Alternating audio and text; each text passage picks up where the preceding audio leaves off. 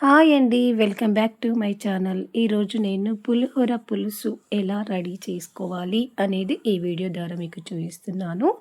ముందుగా అయితే చింతపండుని ఒక 1 అవర్ అలా నానబెట్టేసుకోవాలి. తర్వాత దాన్ని గుజ్జు తీసుకోవాలి.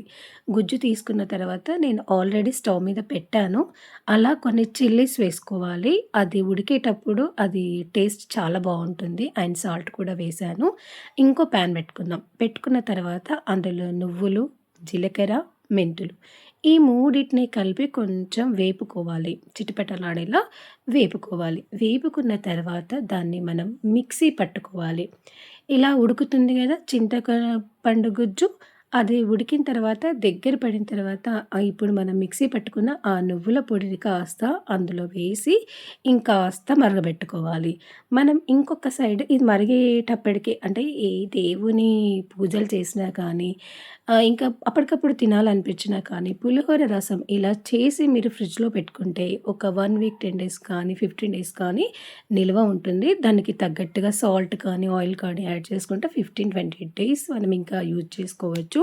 అండ్ ఇంకో ప్యాన్ పెట్టుకోవాలి. పెట్టుకున్న తర్వాత ఇలా ఆయిల్ వేసుకొని దానికి సరిపడా ఆయిల్ కొంచెం ఎక్కువగా ఉంటేనే బావుంటుంది నిల్వ ఉంచుకుంటే. దాంట్లో కొంచెం ఆవాలు, జీలకర్ర అండ్ పల్లీలు, కొంచెం శనగపప్పు, ఎండుమిర్చి, మిర్చీలు, కరివేపాకు, కొత్తిమీర ఇవన్నీ వేసుకోవాలి. ఇందులో కూడా కొంచెం సాల్ట్ కూడా వేసుకోవాలి అండి. ఎందుకంటే ఈ మిరపకాయలకు సాల్ట్ పట్టుకుంటుంది కదా! అప్పుడు దాని టేస్ట్ తినేటప్పుడు చాలా బావుంటుందనమాట. ఇలా వేపుకున్న తర్వాత మంచిగా చాలా బాగా వేపుకోవాలి వాటిని. ఎందుకంటే పల్లీలు అనేది కొంచెం కరకరలాడేలా బావుంటుంది. అండ్ చింతపండు కొంచెం పసుపు కూడా యాడ్ చేసుకోవాలి. ఇలా పసుపు యాడ్ చేసుకున్న తర్వాత అందులో మనం ఇప్పుడు ఇంతకుముందు మరగబెట్టుకున్నాం కదా! ఆ ప్యాన్‌లో ఉన్నది కాస్త తీసుకొని మనం ఇందులో వేసి ఇంకాస్త మరగబెట్టుకోవాలి. ఇందులో కూడా మనం నువ్వుల పొడి యాడ్ చేయాలండి. ఈ తాలింపులో కూడా యాడ్ చేసుకున్న తర్వాత ఈ గుజ్జు కాస్త అందులో పోసి ఇంకాసేపు మరగబెట్టుకోవాలి. అండ్ సాల్ట్ కూడా మనకు రైస్‌కి, పులిహోరకి కలుపుకుంటాం కదా!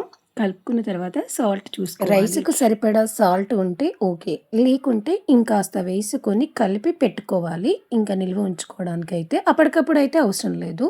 ఇందులో మీకు కావాలి అంటే ఇంగువ కూడా యాడ్ చేసుకోవచ్చు. మీకు ఇష్టమైతే. నేనైతే యాడ్ చేయలేను. నేను ఎక్కువ యూజ్ చేయను ఇంగువ. కాబట్టి నేను యాడ్ చేయలేదు. మీకు అవసరమైతే చేసుకోవచ్చు.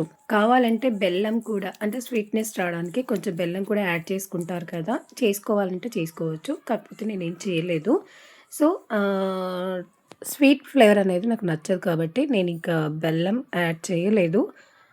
సో, ఇలాగే బావుంటుంది. పులిహోర అంటే పుల్ల పుల్లగా ఆ టేస్ట్ చాలా బావుంటుందన్నమాట. మీరు కూడా ఒకసారి నేను చెప్పిన విధంగా ట్రై చేయండి. ఈ పులిహోర వీడియో కనుక మీకు నచ్చినట్లయితే లైక్ చేయండి, షేర్ చేయండి, సబ్స్క్రైబ్ చేసుకోవడం మర్చిపోకండి. Thank you. బాయ్.